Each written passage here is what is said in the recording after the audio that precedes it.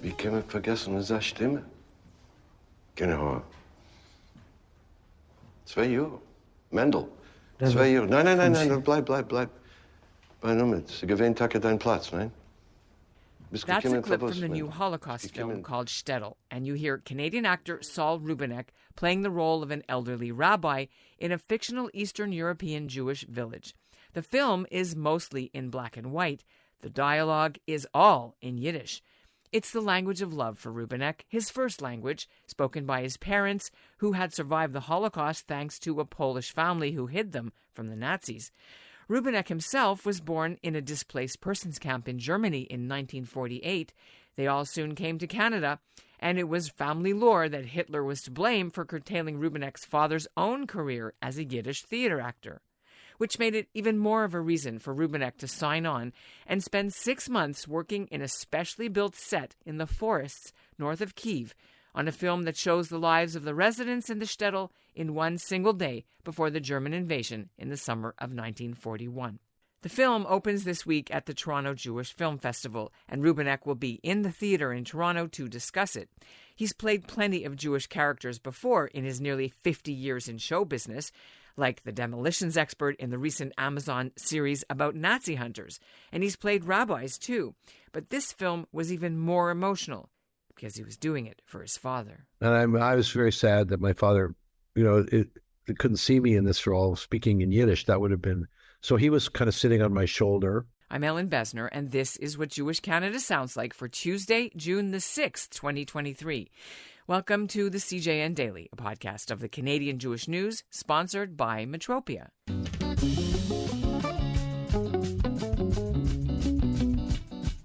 You may have heard about this film already. They finished filming it during the summer of 2021. But then Russia invaded Ukraine a few months later, and the film wasn't released right away. It's now making the rounds of the film festival circuit. It doesn't yet have a distributor for wide theatrical release. Actor Saul Rubinek joined me from his home in Los Angeles just ahead of his trip north.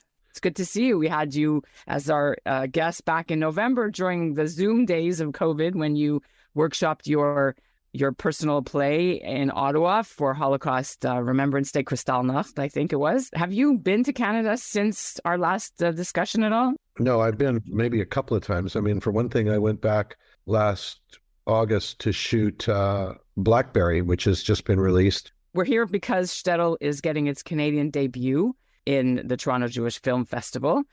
What are you going to tell people about the film when you come? This is a film that was made 6 months before the Russian invasion, and it's a very unusual film in that it's a single shot film. It looks like it's one single shot. It's in black and white mostly. It's, as I said, Yiddish language, which was the first language I spoke on the streets of Montreal when I grew up there.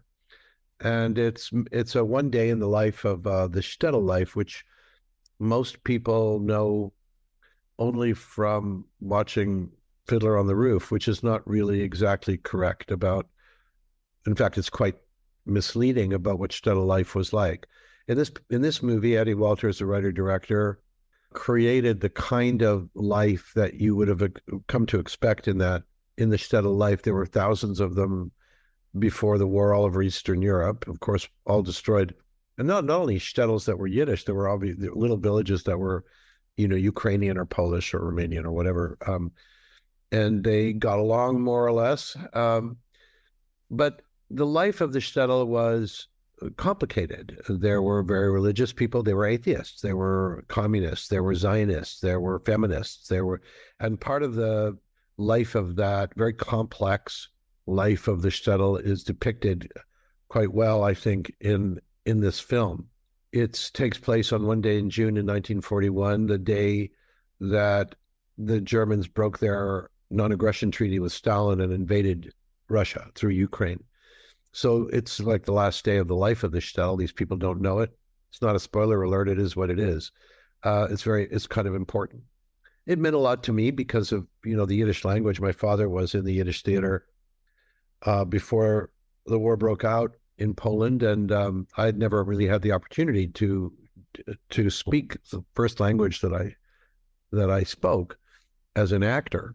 And there were 2 or 3 people on the set who were much more fluent than I was, but everybody else learned it phonetically.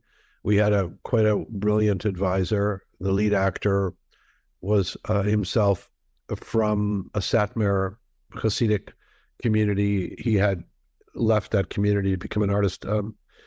And our advisor also was from a Hasidic community in Brooklyn. So their Yiddish was at 100% if mine was at like 35%.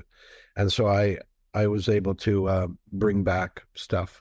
This particular film, partly because of the rise of anti-Semitism in the world, partly because of the concept of invasion, of course, that happened. We didn't know what happened, of the Russians in Ukraine. So it's what's sitting like a cloud over at our world events. And seeing a movie like this in a group is a far more emotional experience. You said you were about 35% with your Yiddish.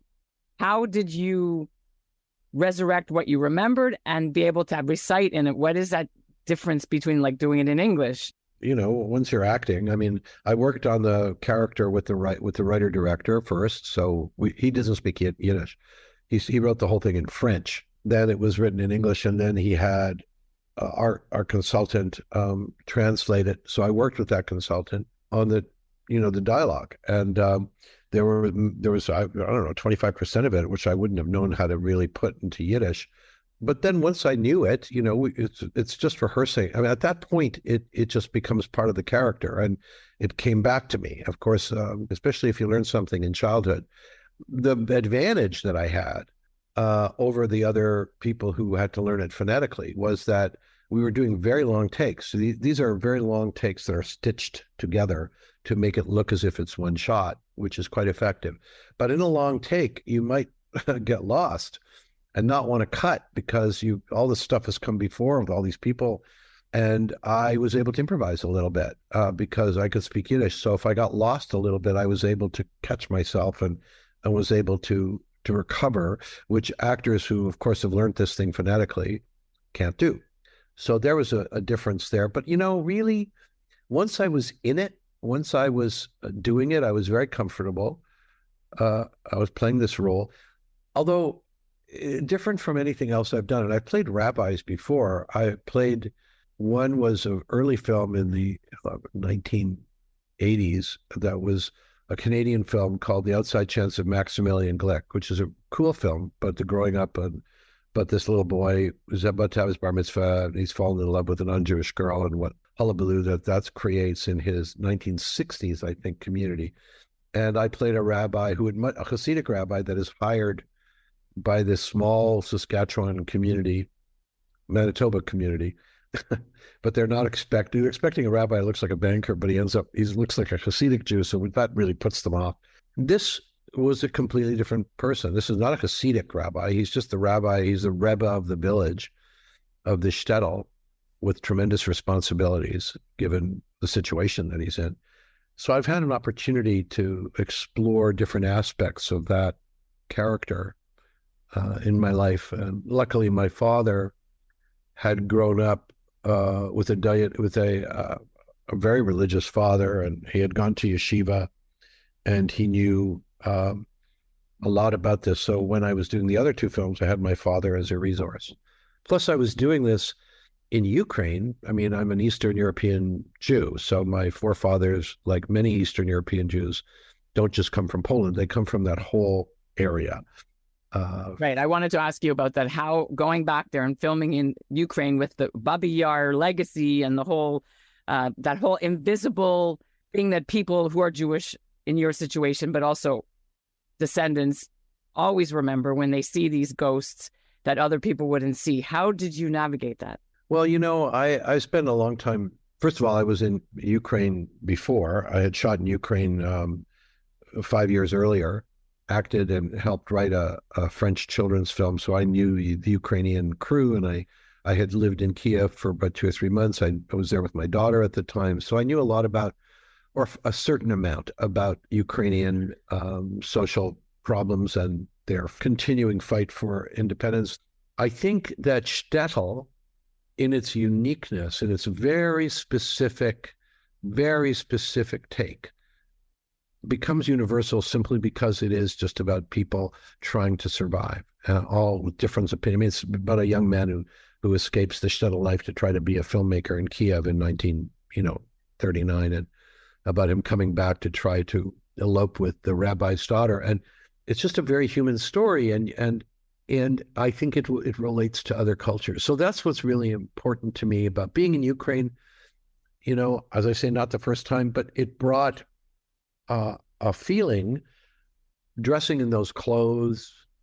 The crew built a Shttl, actually survived the Russian invasion, even though the whole area is mined now, but it survived. That's significant. The hand-painted synagogue in the film is one of the very few that survives, very few examples of a hand-painted synagogue, and I think it was consecrated by a Ukrainian rabbi. That's a really cool thing. I'm hoping that Zelensky, now that we know that it survived, will declare it a national museum, which was a declared intention of his before the invasion. So it was a very easy role to play in a way, because the atmosphere, the clothes, speaking Yiddish, it was in some ways one of the easiest roles I'd ever done. It looks difficult, I guess, because I'm speaking Yiddish, but it was a very profound experience before and afterwards. And during, I was just the character. It's a very meaningful experience. Go back to what you just said, please. You said that it survived. I remember reading that it did not survive. The Shttl set was destroyed in the fighting. So this is very news to me. I didn't know that. Yeah, we found out in January. The Ukrainian government cleared the airspace, I guess, for whatever, and sent a drone. I have the drone footage, and it survived. But as I say, the area is mined. The Russians indiscriminately mined the area, unconscionable act. But so there'll have to be some kind of funding ultimately to get rid of the mines in the area, so the place can be visited when it's appropriate for that to happen. Many of the reviews say that it's amazing because it's all one shot. So can you walk us through the magic and how that actually happened? I can't imagine that you don't mess up and have to stop and do it again, right? Well, did you see 1917? That's not one shot. That looks like one shot, right? I mean, it took several months to film. All that happens in a movie is there's different ways of shooting a master shot, which is a shot, usually a wide shot that's not broken by cutting into close-ups, and that single shot with a group of people in it with a moving camera, you can move into a close-up or a two-shot or a reverse angle, as long as you've got a kind of steady cam, which they had. And so what you do is you spend a day rehearsing the part that you're going to do. Probably could be 5 minutes, could be 8 minutes, could be longer. Basically, they have designed the beginning of that shot to match with the end of the last shot, and the end of this shot to match with the beginning of the next shot, so that they can digitally manipulate the ends of the shot and the beginning of the shot, so that it can look like, it hasn't been cut anywhere. So we had 2 separate days where we rehearsed with the camera and the cast each one of those shots. One was fairly simple because it was only 2 people in the scene, and the other one was much more complex because there were quite a lot of people in the scene. And you spend a day rehearsing it like you would a play. And once the scene is figured out by the actors and the director of how it's going to move, and then you bring the camera into it, and you start figuring out what the angles are going to be, where he's back, where he's forward, where the camera's forward, where it's back. And so it's rehearsed very carefully. And then once the shots are created in editing, they start to match the ends and the beginnings of those shots with the other shots, so it looks like it's stitched together. That's a technique that has been used once people started working digitally. There are other movies like this. Famously, Birdman, which won an Oscar, it was shot as a single shot film. And if you go back and look at Birdman or 1917, these are very big budget movies compared to our little movie, but they're all done that way, so that there's a continuous flow.